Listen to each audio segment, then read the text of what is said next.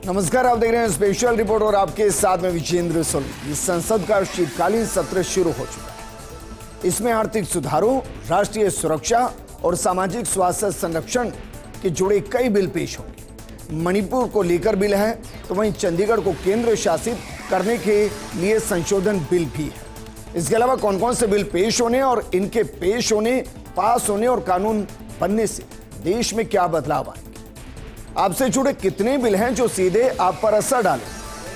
इसके अलावा क्या ये सत्र ड्रामा बनाम डिलीवरी की धारणा को मजबूत करेगा? क्या हर बिल हंगामे के बीच बिना बहस के बहुमत के साथ पास होगा और जनता ये जान ही नहीं पाएगी कि बिल के पास होने के दौरान किसका क्या नजरिया रहा? साथ ही सवाल यह भी है, क्या हर बिल पर बवाल तय है और क्या मोदी की मजबूत नीति बिना बवाल में फंसे सिर्फ देश के लिए जो जरूरी है उस पर फोकस करते हुए कानूनों का निर्माण करना है, जो देश में जनता के लिए समर्पित और आसान हो? तो चलिए आज हम आपको बताने वाले हैं हर उस बिल के बारे में जो इस शीतकालीन सत्र में पेश होने वाला है।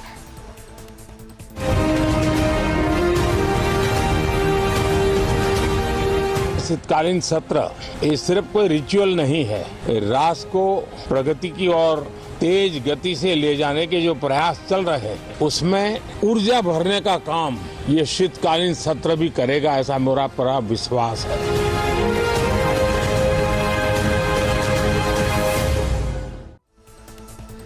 सबसे पहले तो मोटे तौर पर जरा देखिए शीतकालीन सत्र कितने दिन चलेगा, कितनी बैठकें होंगी और कितने विधेयक इसके अंदर पेश होने हैं। 1 दिसंबर से शीतकालीन सत्र शुरू हो चुका है, 19 दिसंबर तक चलेगा, लगभग 19 दिन। इसमें से कुछ हॉलीडेज को आप बाहर कर दीजिए। 15 कुल बैठकें होनी है इन 19 दिनों के सत्र में, जो 1 से 19 दिसंबर होगा। हॉलीडेज को छोड़कर 15 बैठकें कुल होंगी। 13 से 14 विधेयक ऐसे हैं जो इसमें पेश होंगे। ये 13 से 14 विधेयक कौन कौन से हैं ये हम आपको बताएंगे, लेकिन ड्रामा नहीं, डिलीवरी चाहिए। ऐसा ना हो कि ड्रामा होता रहे और संसद की कार्रवाई स्थगित होती रहे, क्योंकि आज भी पहले दिन भी संसद की कार्रवाई को स्थगित होना पड़ा, लेकिन उस सब के बीच एक बिल पास हुआ। सवाल यह है कि क्या सब मिलकर ड्रामा छोड़, बवाल छोड़, गंभीर बिल पर गंभीर चर्चा कर सकते हैं? तो चलिए जरा यह देखिए कि वो बिल जो कानून बनेंगे या इस सत्र में पेश होने के लिए तय किए गए हैं वो कौन कौन से बिल है। उसके बाद उनके बारे में विस्तार से बताएंगे कि उनके पेश होने से क्या होगा और कैसे उनको पेश किया जा रहा है और वो वर्तमान किस कानून को बदलने वाले हैं। सबसे पहले मणिपुर माल एवं सेवा कर दूसरा संशोधन विधेयक 2025, इसके अलावा केंद्रीय उत्पाद शुल्क संशोधन विधेयक 2025, स्वास्थ्य सुरक्षा से राष्ट्रीय सुरक्षा उपकर विधेयक 2025, परमाणु ऊर्जा विधेयक 2025, ये भी इसी सत्र में रखा जाना है। इसके अलावा बीमा कानून संशोधन विधेयक 2025 भी शीतकालीन सत्र में पेश होना है। दिवाला एवं दिवालियापन संहिता संशोधन विधेयक 2025, ये भी पेश होना है। इसके अलावा जन विश्वास प्रावधानों का संशोधन विधेयक 2025, ये भी इसी शीतकालीन सत्र में पेश होना है। राष्ट्रीय राजमार्ग संशोधन विधेयक 2025 शीतकालीन सत्र में आएगा। कॉर्पोरेट कानून संशोधन विधेयक 2025 भी इसी सत्र का हिस्सा है। सिक्योरिटीज मार्केट कोड विधेयक 2025, ये भी रखा जाना है। इसके अलावा उच्च शिक्षा आयोग ऑफ इंडिया विधेयक 2025, ये भी इसी शीतकालीन सत्र में पेश होना है। इसके अलावा मणिपुर जीएसटी संशोधन विधेयक 2025, मध्यस्थता एवं सुलह संशोधन विधेयक 2025, इसके अलावा चंडीगढ़ को लेकर भी संशोधन विधेयक इसी बिल में, इसी सत्र में वो भी बिल के तौर पर पेश होगा। चलिए शुरुआत करते हैं। तो शुरुआत करते हैं सबसे पहले विधेयक के साथ। जो विधेयक है मणिपुर माल एवं सेवा कर दूसरा संशोधन विधेयक 2025, ये क्यों लाया जा रहा है जरा इसको देखिए। मणिपुर जीएसटी दूसरा संशोधन अध्यादेश 2025 की जगह लेगा। क्यों जगह लेगा और इसके जगह लेने से क्या होगा, जरा इसको समझ लीजिए। क्योंकि विधेयक का मुख्य उद्देश्य क्या है? मणिपुर जीएसटी अधिनियम 2017 को केंद्रीय जीएसटी अधिनियम 2017 के समान बनाना, वित्त अधिनियम 2025 धारा 121 से 134 में हुए परिवर्तनों को राज्य में लागू करना, 66वीं जीएसटी काउंसिल की सिफारिशों को प्रभावी रूप से लागू करना, कर अनुपालन को सरल बनाना और चोरी रोकना और राजस्व बढ़ाना। राज्य में राष्ट्रपति शासन के कारण संशोधन सदन द्वारा करना है, क्योंकि उस दौरान ये वहां लागू नहीं हो पाए क्योंकि राष्ट्रपति शासन था। अब इन्हें संशोधन के जरिए वहां लाया जा रहा है। लेकिन विधेयक का संभावित प्रभाव क्या रहेगा, जरा इसको भी देखिए। राज्य में एक रूप टैक्स सिस्टम सुनिश्चित होगा। व्यापारियों के लिए नियम जो होंगे वो सरल और स्पष्ट बनेंगे। टैक्स प्रशासन मजबूत होगा। इसके अलावा केंद्र और राज्य के जीएसटी प्रावधानों में सुसंगत आएगी। लोकसभा में 1 दिसंबर 2025 को ये पेश होना और उसी दिन ये पारित होना था, लेकिन ये आज हुआ नहीं। अब विधेयक राज्यसभा में विचार के लिए इसके बाद लाया जाएगा और राष्ट्रपति की मंजूरी के बाद अधिनियम के रूप में इसे लागू किया जाएगा। दूसरा जो बिल जो पेश होना है वो कौन सा है, जरा देखिए। दूसरा बिल जो इसी शीतकालीन सत्र में पेश होगा वो है केंद्रीय उत्पाद शुल्क संशोधन विधेयक 2025। केंद्रीय उत्पाद शुल्क अधिनियम 1944 में ये संशोधन है। लेकिन ये संशोधन क्यों किया जा रहा है, जरा इसको भी समझिए। क्योंकि विधेयक का मुख्य उद्देश्य है तंबाकू पर लगने वाला जीएसटी मुआवजा उपकर उत्पाद शुल्क में परिवर्तित करना, सिन गुड्स पर उच्च कर बोझ कायम रखना ताकि उपभोग घट जाए और राजस्व स्थिर रहे। उपकर समाप्ति के बाद भी स्थायी और मजबूत ढांचा राजस्व का बना रहे। 56वीं जीएसटी काउंसिल की सिफारिशों का पालन, जहां तंबाकू पर 40% दर से कर बरकरार रखी गई। तंबाकू और संबंधित उत्पादों पर जीएसटी मुआवजा उपकर की जगह उत्पाद शुल्क लागू। उपकर समिति के बाद राजस्व बनाए रखना यह सबसे बड़ी चुनौती है, क्योंकि ये फैसले सेंटर की तरफ से लिए गए तब उसके कानून बनने की बारी है। क्योंकि सरकार चाहती है कि जो सिन गुड्स हैं वो कम से कम इस्तेमाल हो, लेकिन कम से कम इस्तेमाल होने के बावजूद राजस्व इतना प्राप्त हो कि सरकार को उससे नुकसान ना हो। इसीलिए जरा देखिए इसका संभावित प्रभाव क्या पड़ेगा। राजस्व वृद्धि पर कितना प्रभाव पड़ेगा। तंबाकू क्षेत्र से अनुमानित 10,000 से 15,000 करोड़ अतिरिक्त प्राप्त होगा।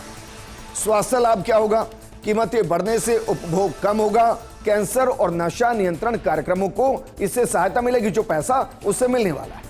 उद्योग पर प्रभाव क्या पड़ेगा, अनुपालन इससे बढ़ेगा, पर टैक्स ढांचे की अनिश्चितता कम होगी। मंजूरी के बाद लागू होकर उपकर की जगह नया उत्पाद शुल्क ढांचा इससे प्रभावी होगा और ये जैसे लोकसभा में पेश होगा उसके बाद जब महामहिम राष्ट्रपति इसको सिग्नेचर करेंगी ये कानून बनेगा, ये एग्जीक्यूट हो जाएगा। इसके अलावा अगला बिल जो इस शीतकालीन सत्र में पेश होना है वो कौन सा है, देखिए वो है स्वास्थ्य सुरक्षा से राष्ट्रीय सुरक्षा उपकर विधेयक 2025। इसका मकसद क्या है, स्वास्थ्य और राष्ट्रीय सुरक्षा के लिए अतिरिक्त संसाधन जुटाना, यह इसका मकसद है। लेकिन वो कैसे होगा और इस बिल के आने से क्या परिवर्तन होगा। सबसे पहले इस विधेयक का मुख्य उद्देश्य क्या है, जरा उसको एक बार समझ लीजिए। अगर इसके मुख्य उद्देश्य की बात की जाए तो जन स्वास्थ्य और राष्ट्रीय सुरक्षा के लिए अतिरिक्त राजस्व जुटाना इसका मकसद है। पान मसाला गुटखा जैसे उत्पादों के उत्पादन में इस्तेमाल होने वाली मशीनों और प्रक्रिया पर उपकर लागू करना, हानिकारक उत्पादों पर सख्ती ताकि इनके सेवन से जुड़े स्वास्थ्य जोखिम घट जाए, टैक्स ढांचे को सरल रखते हुए कुल टैक्स बोझ समान बनाए रखना, मौजूदा जीएसटी क्षतिपूर्ति उपकर को हटाना, पान मसाला गुटखा जैसे हानिकारक वस्तुओं पर नया उपकर लागू करना ताकि इनका इस्तेमाल कम हो और उनसे राजस्व को कोई नुकसान ना हो। लेकिन इसका संभावित प्रभाव क्या होगा, स्वास्थ्य जागरूकता इससे बढ़ जाएगी, रक्षा और स्वास्थ्य बजट मजबूत होंगे, उद्योग अनुपालन स्पष्ट और स्थायी होगा। यह लोकसभा में पेश होगा और अन्य संबंधित विधेयकों के साथ मिलकर नया उपकर ढांचा लागू होगा। लेकिन एक और बिल जिस पर सबकी नजरें टिकी हुई, क्योंकि ये विकसित होते हुए भारत की यात्रा का सबसे मजबूत बिल है। और ये बिल क्या है, जरा देखिए। इस बिल का नाम है एटॉमिक एनर्जी बिल 2025। मकसद क्या है, परमाणु ऊर्जा अधिनियम और CLNDA 2010 में संशोधन, प्राइवेट सेक्टर्स की भागीदारी को बढ़ाना। अब ये CNLDA क्या है, इसका मतलब होता है civil liability for nuclear damage act, ये 2010। इसमें संशोधन किया गया ताकि प्राइवेट सेक्टर्स इसमें भागीदारी बढ़े। लेकिन प्राइवेट सेक्टर की अगर भागीदारी बढ़ती है तो उससे क्या होगा? मूल रूप से इसका मुख्य उद्देश्य और इसका प्रभाव क्या पड़ेगा?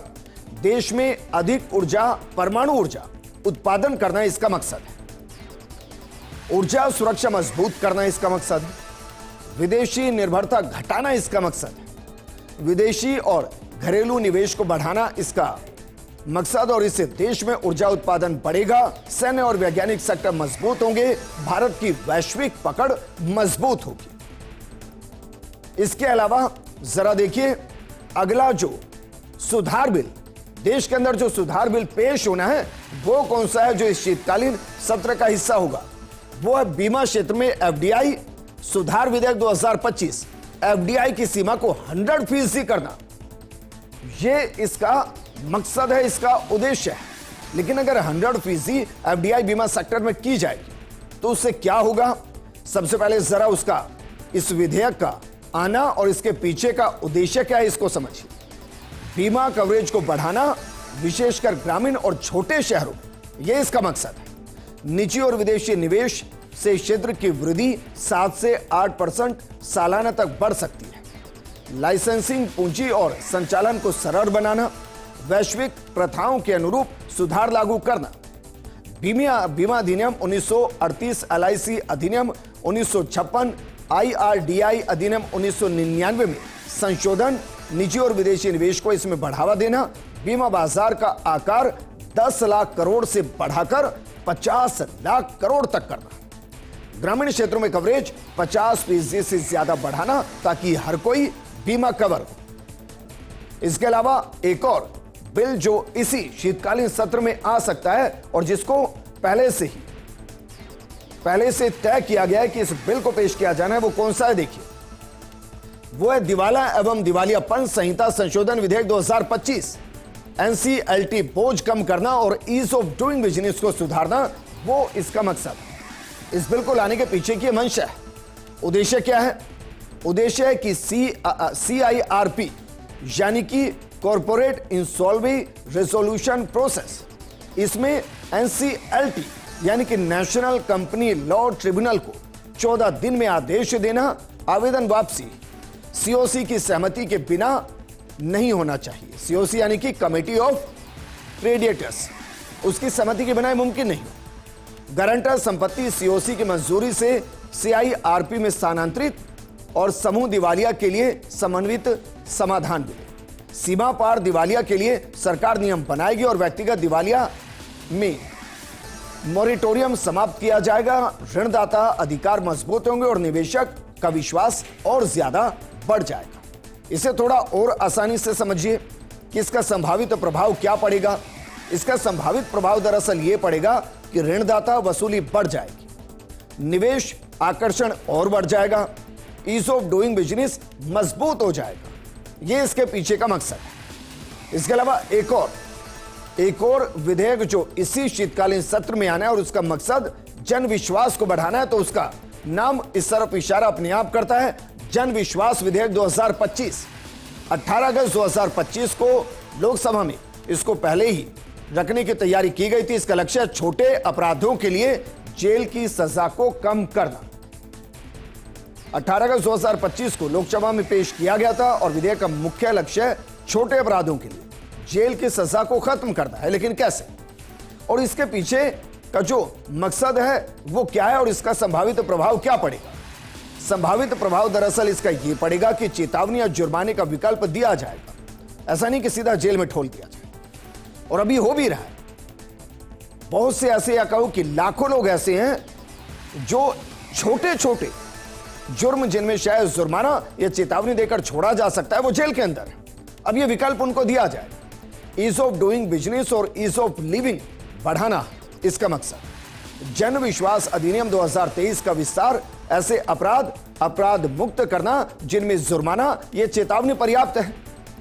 नागरिकों के लिए अनुपालन आसान करना, कानूनों को सरल करना और विश्वास आधारित शासन को बढ़ाना है।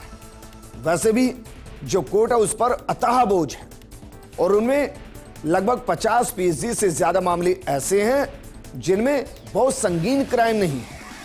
बस उसी के अंदर जुर्माने के साथ उन सजाओं को खत्म करते हुए केस को क्लोज करने की तैयारी। संशोधन क्या है? दरअसल 16 केंद्रीय अधिनियमों में संशोधन प्रस्तावित है, जिनमें मोटर वाहन अधिनियम 1988 है, लीगल मेट्रोलॉजी एक्ट 2009 है, एनडीएमसी एक्ट 1994 है, एनडीएमसी एक्ट प्रॉपर्टी टैक्स के लिए यूनिट एरिया मेथड यानी कि यूएएम लाना, मूल्यांकन आसान और मनमानी कम करने पर फोकस, अपराध से गैर आपराधिक 355 प्रावधान ऐसे हैं जिनको अपराध की श्रेणी से बाहर किया जा सकता है, जो अभी अपराध की श्रेणी में है। हालांकि वो अपराध में होंगे, लेकिन जेल नहीं, जुर्माने के साथ उन्हें सेटल किया जाएगा। इसके अलावा और कौन सा विधेयक जो शीतकालीन सत्र के अंदर आना है, जरा उसको भी देखिए। राष्ट्रीय राजमार्ग संशोधन विधेयक 2025, भूमि अधिग्रहण प्रक्रिया तेज और पारदर्शी और सरल बनाना इसका मकसद है। नितिन गडकरी इसको पेश करेंगे। इसका मुख्य उद्देश्य क्या है? राष्ट्रीय राजमार्ग अधिनियम 1956 में संशोधन करना, भूमि अधिग्रहण और फाइलें और अनुमतियां 6 से 12 महीनों में पूरी कर लेना, ईज ऑफ डूइंग बिजनेस बढ़ाकर इंफ्रास्ट्रक्चर विकास को गति देना, प्रयुक्त भूमि अप्रयुक्त भूमि, मानिए अगर जमीन को एक बार कर लिया गया, गवर्नमेंट ने ले लिया और उसका इस्तेमाल नहीं हुआ, तो 5 साल के बाद मूल मालिक को वापस लौटा देना, यह इसका मकसद है। 2030 तक 50,000 किलोमीटर राजमार्ग विस्तार का लक्ष्य रखा गया है। राजमार्ग परियोजनाओं में देरी और लागत वृद्धि कम करना इसका मकसद है। एनएचएआई की कार्यक्षमता को और ज्यादा मजबूत करना भी इसका मकसद है। तो संभावित इसके प्रभाव क्या पड़ेंगे? इसके संभावित प्रभाव दरअसल ये पड़ेंगे कि राजमार्ग निर्माण में 25% की तेजी आएगी और लागत में 15 से 20% की कमी आएगी। माना जा रहा है कि 10 लाख रोजगार इससे सृजन होंगे और आर्थिक विकास में 1% का पूरा योगदान आएगा। एनएचएआई क्षमता बढ़ेगी और पीपीपी से 2 लाख करोड़ निवेश आकर्षित होगा। किसानों के अधिकारों पर चिंता और पर्यावरणीय निगरानी आवश्यक होगी और इसके बाद यह कानून उसको यह स्वतंत्रता देगा कि अगर उसकी एकबार की गई जमीन 5 साल तक इस्तेमाल नहीं हो रही तो उसे वो वापस लौटा दी जाएगी। अगला जो बिल पेश होगा, जो कानून का रूप लेगा, वो है कॉर्पोरेट कानून संशोधन विधेयक 2025। मकसद क्या है? कॉर्पोरेट गवर्नेंस मजबूत करना, स्टार्टअप्स और छोटे व्यवसाय के अनुपालन को सरल बनाना, यह दरअसल इसका मकसद है। लेकिन इसके आने का मुख्य उद्देश्य है, इसको जरा और विस्तार से समझिए, क्योंकि कंपनी अधिनियम 2013 और एलएलपी अधिनियम 2008 में संशोधन, एलएलपी का मतलब the limited liability partnership, LLP, इसकी अनुपालन प्रक्रियाओं को डिजिटल और तेज बनाना, व्यवसाय शुरू करने का समय 10 दिन से घटाकर 5 दिन करना, कॉर्पोरेट धोखाधड़ी और गलत इस्तेमाल पर कड़ाई करना यानी कि कड़ी कार्रवाई करना, छोटे उल्लंघनों के लिए दंड तर्कसंगत बनाने पर भी फोकस रहेगा। एमएसएमई सेक्टर्स और स्टार्टअप्स के लिए एफडीआई और निजी निवेश आकर्षित करना, वहीं मेक इन इंडिया और आत्मनिर्भर भारत की धारणा को और ज्यादा मजबूत करना इसका मकसद है। संभावित प्रभाव क्या पड़ेगा? व्यवसायिक निवेश 20 से 25% इसके बाद बढ़ सकता है। 5 लाख नई नौकरियां इससे पैदा हो सकती हैं। इस कानून के बनने के बाद एमएसएमई का टर्नओवर 15% बढ़ने की संभावना है। वहीं भारत का ईओटीबी रैंक जो है वो शीर्ष 50 में पहुंचाने वही इस कानून की बड़ी भूमिका रही। बड़े कॉर्पोरेट्स पर नियंत्रण कम होने का जोखिम और गवर्नेंस प्रावधानों से संतुलन बनाना भी इस बिल का मकसद, जो बाद में कानून बनेगा। अगला जो बिल पेश होगा वो कौन सा है? देखिए, उस बिल का जो नाम है वो है सिक्योरिटीज मार्केट कोड विधेयक 2025। मकसद क्या है? पुराने प्रतिभूति कानूनों को एकीकृत कर समर्पित कोड बनाना, यानी कि जो बिखरे हुए कानून है ना अलग अलग, उन सबको एक करके एक समर्पित कानून बनाना इसका मकसद है। ट्रेडर्स पर सीधा असर होगा। उद्देश्य पहले जरा समझ लीजिए। प्रतिभूति नियम सरल और एकीकृत करना इसका मकसद है। मसलन ब्रोकर, डिपॉजिटरी, क्लियरिंग्स और ट्रेडिंग प्रक्रियाओं में प्रतिस्पर्धा कम करना इसका मकसद है। सरकारी बॉन्ड और लोन की विश्वसनीयता बढ़ाना, छोटे और बड़े निवेशकों के लिए सुगमता सुनिश्चित करना, विदेशी प्रत्यक्ष निवेश एफडीआई आकर्षित करना, वहीं प्रतिभूति बाजार को आधुनिक और दक्ष बनाना, वो इस विधेयक का मुख्य लक्ष्य है। और इसका संभावित प्रभाव क्या रहेगा? अनुपालन लागत 20 से 30% इसके बाद कम हो सकती है। बाजार दक्षता इसके बाद बढ़ेगी। शेयर और बॉन्ड बाजार में निवेश आसान हो जाएगा। एफडीआई 15 से 20% बढ़ोतरी की संभावना है। छोटे निवेशकों के लिए ट्रेडिंग तेज होगी, आसान होगी, सुरक्षित होगी। बाजार आकार 200 लाख करोड़ से ज्यादा होने की इसके बाद संभावना है। इसके अलावा अगला बिल जरा देखिए जो लोकसभा के अंदर पेश होना है। उच्च शिक्षा आयोग ऑफ इंडिया विधेयक 2025 यूजीसी, एआईसीटीई और एनसीटीई को एकीकृत करके एकल प्राधिकरण HECI इसमें विलय करना। अब इसका मतलब क्या है? यूजीसी क्या होता है? विश्वविद्यालय अनुदान आयोग। एआईसीटीई क्या होता है? अखिल भारतीय तकनीकी शिक्षा परिषद। एनसीटीई क्या है? राष्ट्रीय अध्यापक शिक्षा परिषद, टीचर एजुकेशन। और इन सबको मिलाकर क्या बनाना है? HECI यानी कि higher education council of India. इसके अंदर इन सबको विलय कर देना है। अब इसका उद्देश्य क्या है? इससे क्या इंपैक्ट आएगा? दरअसल उच्च शिक्षा में पारदर्शिता, जवाबदेही और गुणवत्ता सुनिश्चित करना, संसाधनों को स्वायत्तता प्रदान करना, अनुसंधान, मान्यता और मानक निर्धारण एकीकृत करना, राज्य विश्वविद्यालय और निजी संस्थाओं के बीच समन्वय स्थापित करना, यह इसका मकसद है। इसके अलावा NEP 2020 यानी कि नेशनल एजुकेशन पॉलिसी 2020 के 2035 के लक्ष्य को प्राप्त करना और इसमें GER 50% प्राप्त करना। GER मतलब ग्रोस एनरोलमेंट रेशो, इसे 50% प्राप्त करना। चिकित्सा और विधि शिक्षा को छोड़कर सभी उच्च शिक्षा को कवर करना इसका मकसद है। राष्ट्रीय शिक्षा नीति 2020 के अनुरूप नियामक का सरलीकरण करना इसका मकसद है। वहीं से प्रभाव क्या पड़ेगा?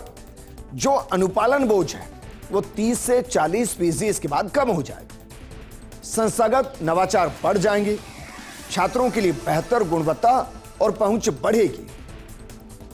EdTech यानी कि एजुकेशन टेक्नोलॉजी के साथ शिक्षा कंपनियों को लंबी अवधि में इससे लाभ मिलेगा। इसके अलावा और कौन कौन से बिल आने हैं जरा देखिए। इसके अलावा और कौन कौन से बिल इसी शीतकालीन सत्र का हिस्सा होंगे? मध्यस्थता एवं सुलह संशोधन विधेयक 2025 भारत को वैश्विक मध्यस्थता केंद्र बनाना, कम से कम भारत के अंदर तो बना ही देना। ऐसे मामले जो मध्यस्थता के जरिए सुलझाए जा सकते हैं उससे जुड़ा एक कानून है। उद्देश्य क्या है? मध्यस्थता एवं सुलह संशोधन विधेयक 1996 में संशोधन करना, मध्यस्थता प्रक्रिया को तेज करना, संस्थागत और अदालती हस्तक्षेप मुक्त करना, आपातकालीन मध्यस्थता और अपीलीय तंत्र स्थापित करना, धारा 34 और 11 में स्पष्टता देना, देरी कम करना, मध्यस्थता परिषद ऑफ इंडिया जिसे हम ACI कहते हैं उसको और ज्यादा मजबूत करना इसका लक्ष्य है। और इसका इंपैक्ट क्या आएगा? प्रभाव क्या होगा? मध्यस्थता मामलों का निपटारा 12 से 18 महीनों में संभव हो जाएगा। विदेशी निवेश 20 से 25% बढ़ने की उम्मीद होगी। मुंबई और दिल्ली को वैश्विक हब बनाने में मदद मिलेगी। MSMEs और कॉर्पोरेट्स के अंदर लागत में 30% कमी आएगी। अपीलीय तंत्र से जटिलता का जोखिम कम होगा और ACI से संतुलन बनाना और ज्यादा आसान होगा। एक और बिल जिस पर सबकी नजरें टिकी हुई है क्योंकि इस पर सियासत गरमाना भी संभव है, और बिल कौन सा है? वो है चंडीगढ़ संशोधन बिल 2025 विधेयक 2025। चंडीगढ़ पर केंद्रीय शासन का ढांचा स्थापित करना, यह मकसद है। अब यह कैसे मुमकिन होगा? दरअसल चंडीगढ़ को आर्टिकल 240 के दायरे में लाना, यह इस बिल का मकसद है। राष्ट्रपति को सीधे नियम बनाने का अधिकार देना, केंद्र सरकार के प्रशासनिक नियंत्रण को मजबूत करना चंडीगढ़ में, और चंडीगढ़ प्रशासन को केंद्रीय नियंत्रण के तहत लाना, नियम बनाने की प्रक्रिया सरल करना, निर्णय लेने में त्वरितता और स्पष्टता आएगी, इसको सुनिश्चित करना, संवैधानिक आधार पर प्रशासनिक व्यवस्थाओं को नियमित करना इसका मकसद है। और इसका इंपैक्ट क्या आएगा? इसका इंपैक्ट यह आएगा कि प्रशासनिक फैसले जो चंडीगढ़ के हैं वो तेजी से होंगे। केंद्र और राज्य के बीच समन्वय बढ़ जाएगा। राजनीतिक और संवैधानिक विवाद सुलझ जाएंगे क्योंकि सब कुछ सेंटर के ही हाथ में होगा। तो ये दरअसल वो बिल जो शीतकालीन सत्र का हिस्सा होंगे, शीतकालीन सत्र में पेश होंगे, पास होंगे अब वो हंगामे के बीच में पास होंगे या बहस के बाद पास होंगे, ये आपको पता चल जाएगा, क्योंकि आज हंगामे के बीच इनमें से एक बिल पास हो चुका है। मानकर चलिए लगभग हर बिल के साथ एक से ही हालात बनने हैं, बहस होगी और बहुमत के साथ पास हो जाएंगे। लेकिन जब ये बिल कानून बनेंगे तो इनका इंपैक्ट कितना पड़ेगा, आपकी और हमारी जिंदगी में कितना असर डालेंगे, बस यही समझाने की कोशिश इस प्रोग्राम में की है। क्योंकि प्रधानमंत्री मोदी ने स्पष्ट कर दिया है, संसद में ड्रामा नहीं चलेगा, डिलीवरी चलेगी। यानी प्रधानमंत्री मोदी और सरकार ये तय कर चुकी है कि अगर विपक्ष हंगामा करेगा तो उसे नजरअंदाज किया जाएगा, और जो देश के द्वारा बनाए गए देश के लिए संसद है वो देश के लिए ही काम करते हुए, बिल बनाते हुए कानून बनाने का काम करेगी। इसलिए जो कानून बनने हैं वो राष्ट्र के विकसित राष्ट्र की तरफ बढ़ने के मजबूत कदम है। इस प्रोग्राम में फिलहाल इतना ही। आप बने रहिए फर्स्ट इंडिया न्यूज के साथ। नमस्कार।